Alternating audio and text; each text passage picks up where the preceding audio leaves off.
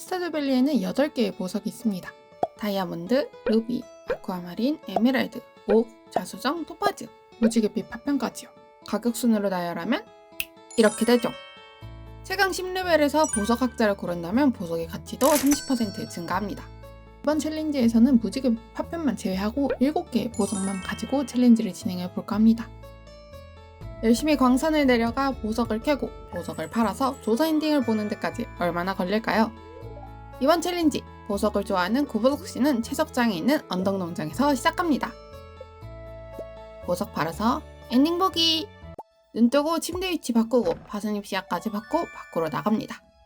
보석을 얻는 방법은 낚시의 보물상자나 쓰레기통, 패닝 등 다양하게 있지만 주로 광산에서 보석 광물을 부수면서 얻습니다. 광산에는 5일부터 입장할 수 있기 때문에 그동안 농장을 정리하고 농장에 있는 채석장에서 돌을 캐면서 최강 경험치를 모으며 채집하며 지낼 겁니다. 2일차, 잊었던 파스잎 씨앗을 심고 나무도 정리했어요. 3일차는 비가 오는 날이죠. 마을 한 바퀴 돌면서 채집했습니다. 이번 챌린지 최강 레벨만 올리면 되는 거 아닌가 싶겠지만 최강 9레벨 때부터 만들 수 있는 결정생성기의 주 재료 중 하나인 배터리팩을 만들기 위해 채집 레벨도 6레벨까지 올려야 합니다. 그래서 시간 되는 대로 계속 채집도 해나갔습니다. 비가 안 오는 날은 매일 아침마다 손수 물을 주고 나무 깨고 돌 캐며 보냈습니다. 그렇게 5일 전 최강 2레벨을 찍을 수 있었죠. 그렇게 5일차 광산이 열렸습니다. 열심히 모은 팔을 가지고 광산으로 들어가요. 언제나 한 대 치면 부러질 것 같은 이 부실한 검을 들고 내려갑니다. 몬스터도 잡으며 보이는 상자는 모조리 부시며 최대한 열심히 내려갈 겁니다. 밑으로 내려갈수록 비싼 보석이 나오기 때문이죠. 여러 마리의 슬라임이 오는 약간의 위기도 있었지만 어떻게든 해냈습니다. 그렇게 9층에서 첫 번째 보석 자수정을 손에 얻었습니다. 첫날은 15층까지 내려오고 마무리했습니다. 다음날 자란 파스잎을 수확하고 용광로를 만들고 설치하고 주개를 구워갔죠. 그 뒤에는 무기, 곡괭이, 광산에서 먹을 식량 챙기고 광산으로 갔습니다. 몬스터도 잡고 폭탄도 터뜨리며 내려갔어요.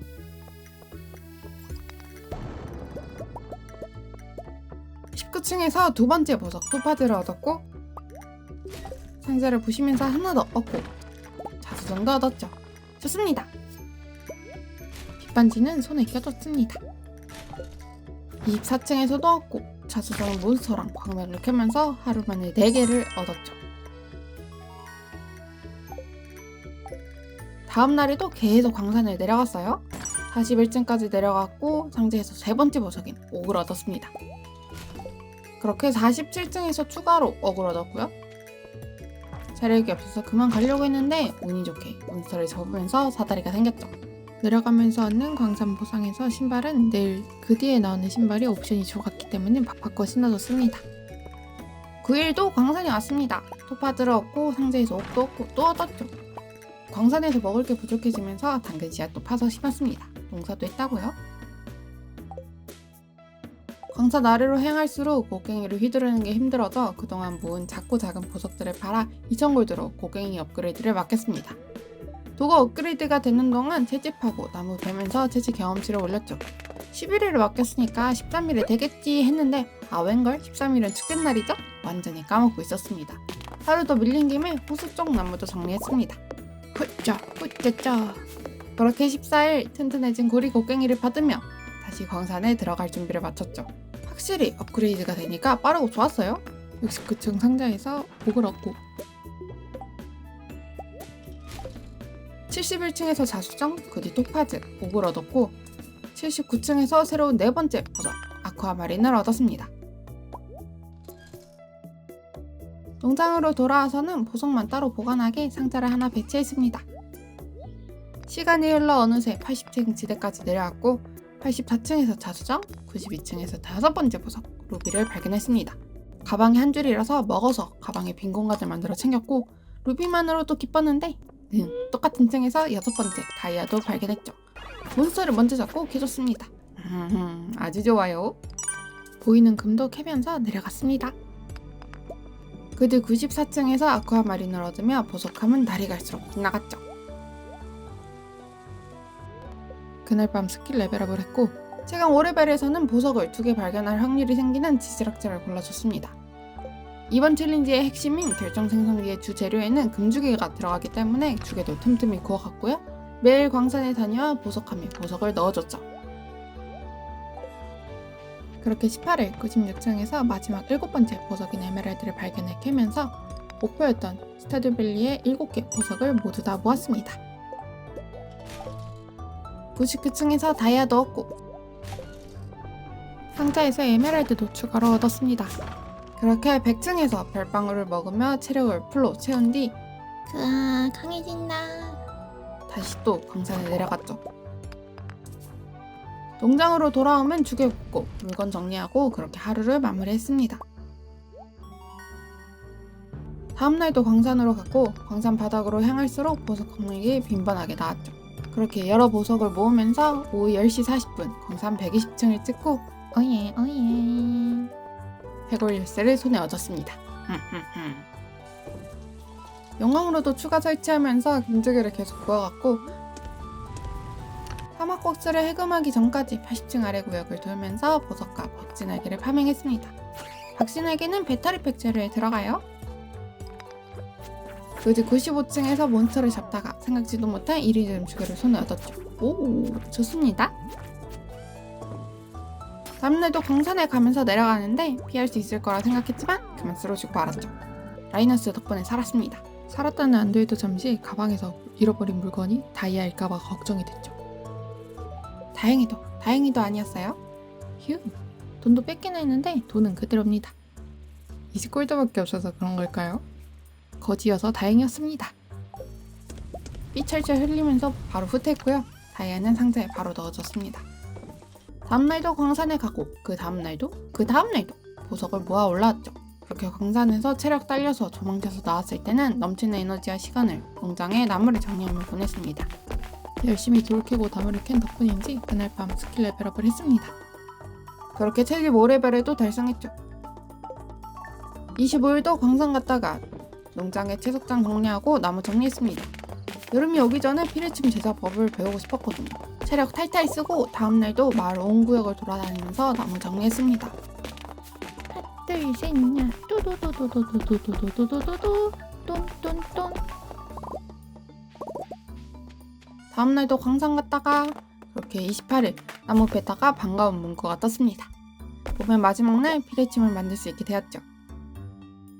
어제의 부산물을 정리하고 중간 계산 한번 해봤습니다.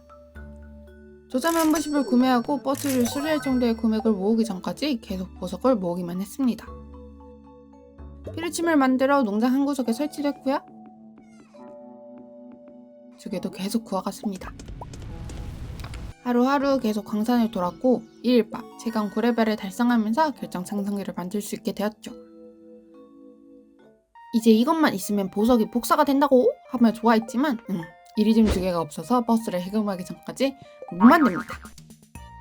광산 뺑뺑이는 3일, 4일, 5일 계속되었습니다. 6일에는 비가 내렸고 비 오는 다음날 피레침에서 배터리백을 수확하고 계속 광산을 돌았어요. 확실히 스킬을 찍으니까 보석이 2개씩 나오기 시작했고 보석이 모이는 체감 속도가 아주 빨라졌죠. 그렇게 9일 반가운 문구를 보면서 최강 10레벨에 드디어 달성했습니다. 발굴자와 보석학자 중 당연히 보석의 가치가 30% 증가하는 보석학자를 골랐고요.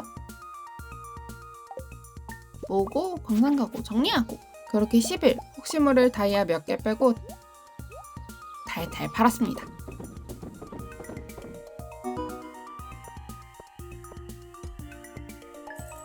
그동안의 고생이 수치로 나타내니까 좋더라고요. 7개 중에서 다이아가 확실히 가격이 씁니다. 다음날 11일 시간 맞춰서 조자마트에 갔는데 맞아요. 축제날이죠?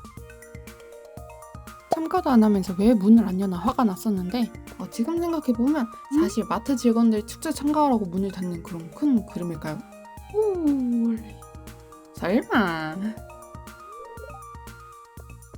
아무튼 계획이 일그러진 김에 또 광산에 돌았습니다. 다이아만 보면 행복해지더라고요. 그렇게 농장으로 돌아와서 추가로 얻은 보석들을 팔았고요.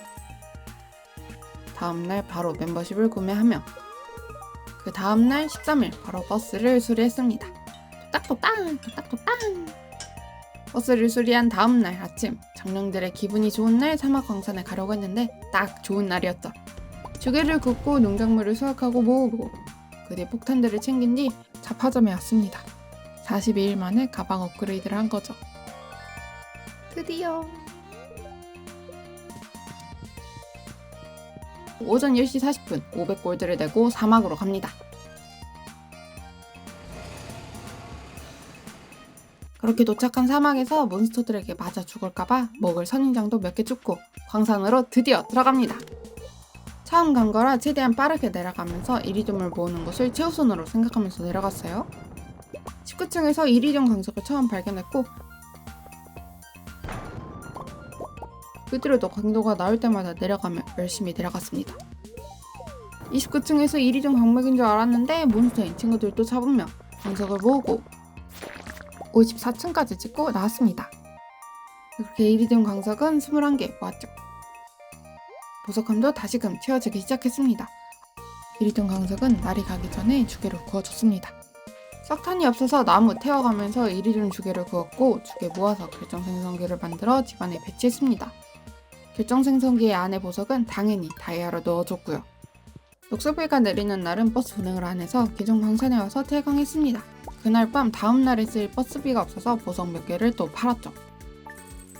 3,600골드! 16일 아침 운수가 나쁘지 않아 광산에 갈 준비를 합니다. 현관에 폐막기를 막으면 걸음이 빨라진다고 하길래 막아봤습니다. 확실히 걸음걸이가 빨라지긴 해요. 한 번 더 막으면서 평소보다 30분 빠르게 보스에 달성할 수 있었죠. 빠르고 튼튼해지는 게살 음식을 먹고 사막 광산에 내려갔습니다. 보이는 보석은 쏠쏠이 챙기고 몬스터를 잡으면 내려가는데 무지개비 파편을 얻었죠. 5층이라서 다시 올라가 무기를 바꿔볼까 했는데 내려온 게 아까워서 다음날 바꾸기로 합니다. 몬스터의 부산물이 쏠쏠하단 걸 깨닫고는 보라색 슬라임도 잡아가면서 내려가기 시작했습니다. 다이아 캐고 옆에도 하나 더 있죠? 잊지 않고 캐줄 겁니다. 내려갈수록 이리듐 광석은 잘 나왔고 폭탄도 아낌없이 쓰면서 모아갔습니다.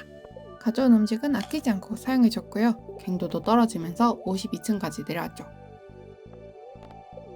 농장으로 돌아와서는 주개 굽고 물건 정리하고 보석들 따로 보관했습니다.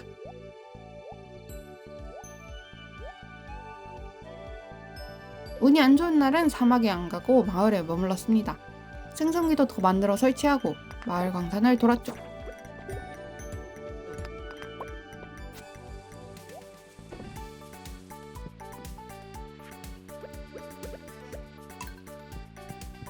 늘 아침에 운세를 확인했습니다. 운이 좋은 날은 늘 광산에 갔죠.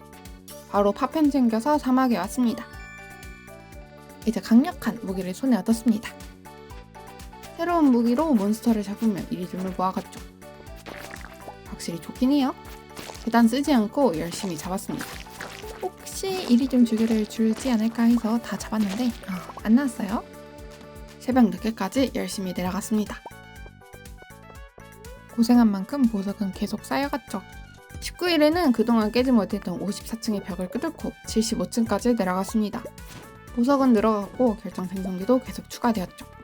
중간중간 금액도 체크했어요. 이리듐 주개를 굽고 결정생성기를 늘리고 사막광산을 내려갔습니다. 그렇게 20일 슬라임에게서 이리듐 주개도 얻고 굽고 모으고 늘리고의 생활이었죠. 그렇게 비 내리는 20일을 몇 개의 다이아만 빼고 보석을 팔았습니다. 23,000골드! 다음날 25,000골드를 모았고 두 번째로 달이 수리해졌습니다. 똑딱똑딱똑 딱똑딱똑 또 차비 까먹어서 추가로 판매했고요. 24일 집안가드 결정생성기를 설치하면서 가구를 조금 정리했습니다.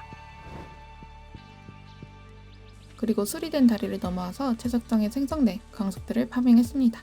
보석들 캐고 나서는 체력 바닥날 때까지 돌도 캤습니다.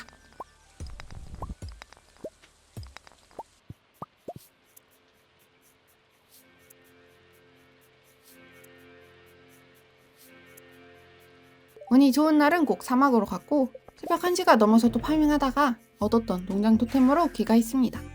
보석은 모여갖고 늘어가는 결정생성기로 다이아는 더 빠르게 모아갔죠.